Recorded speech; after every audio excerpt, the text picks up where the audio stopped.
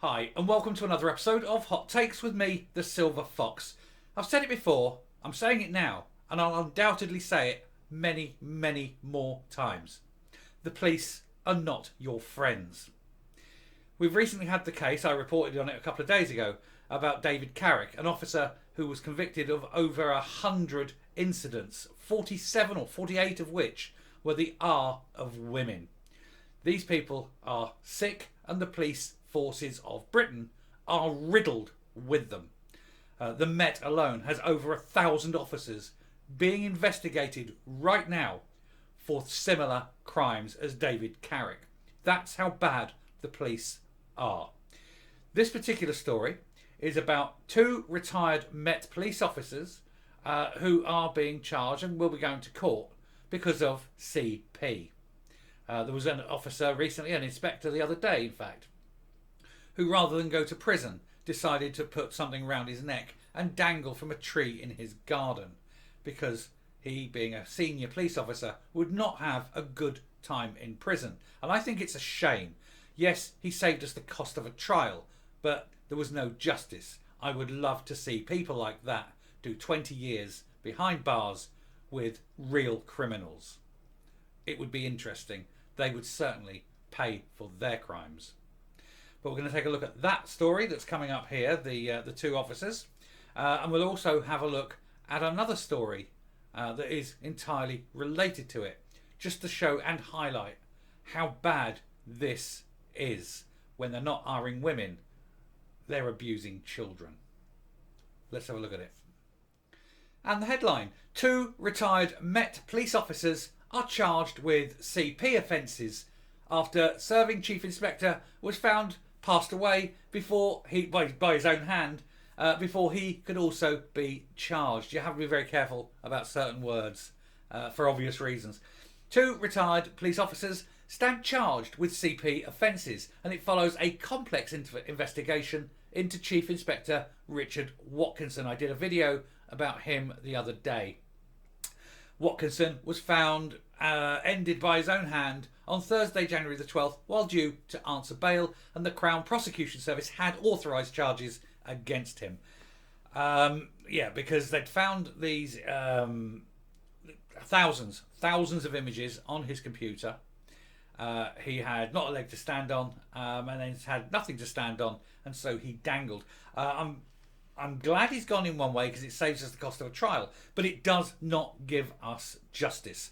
It would be better if this man did 20 years in a very hard prison, making sure that every day was sufficient punishment for disgusting, degenerate nonsense like this.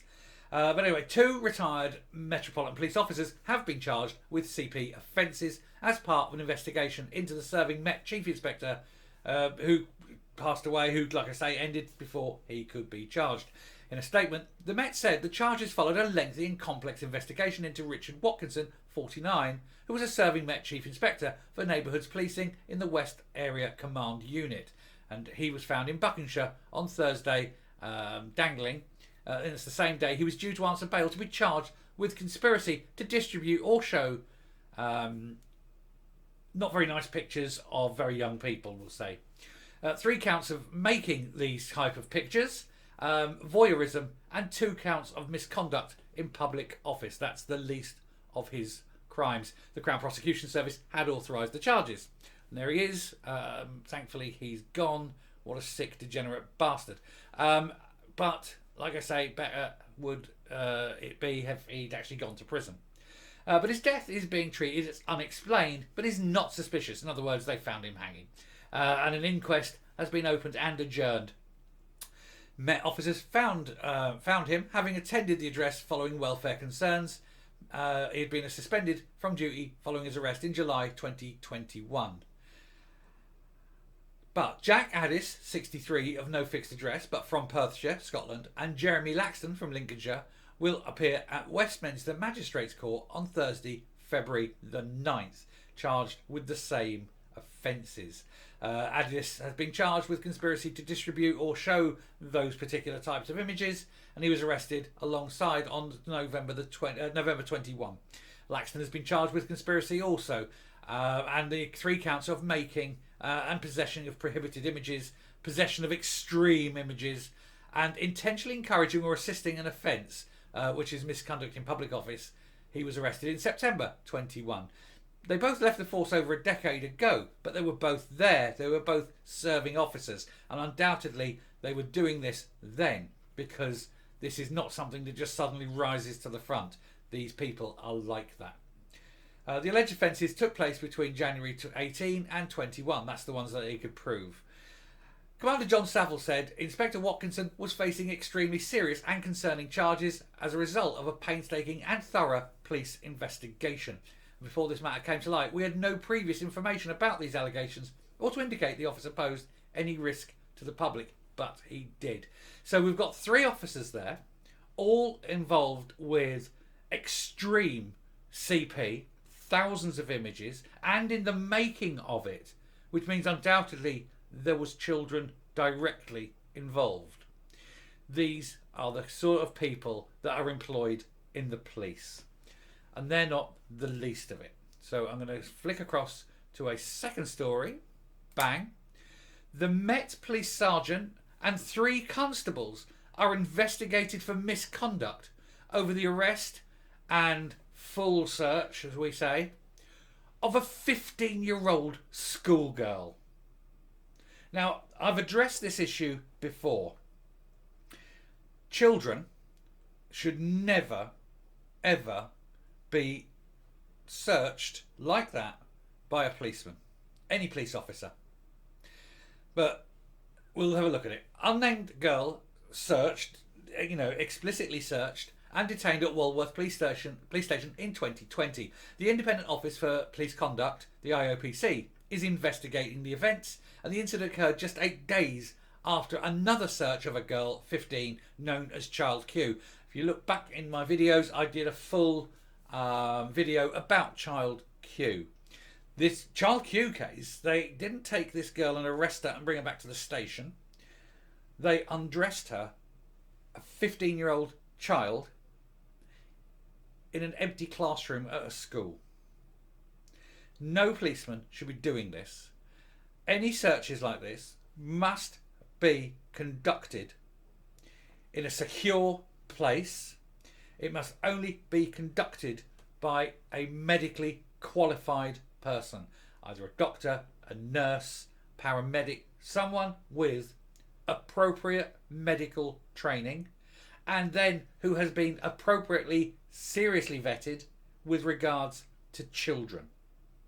They are the only people who should be doing these searches, and it should not be done in a classroom. It should be done, as I say, in either a secure medical unit or in a hospital. Nowhere else. And that is called safeguarding, and you must safeguard children. But here we've got, again, it's the Metropolitan Police basically arresting and undressing a 15-year-old child because, I don't know, they wanted to. They get their jollies off it.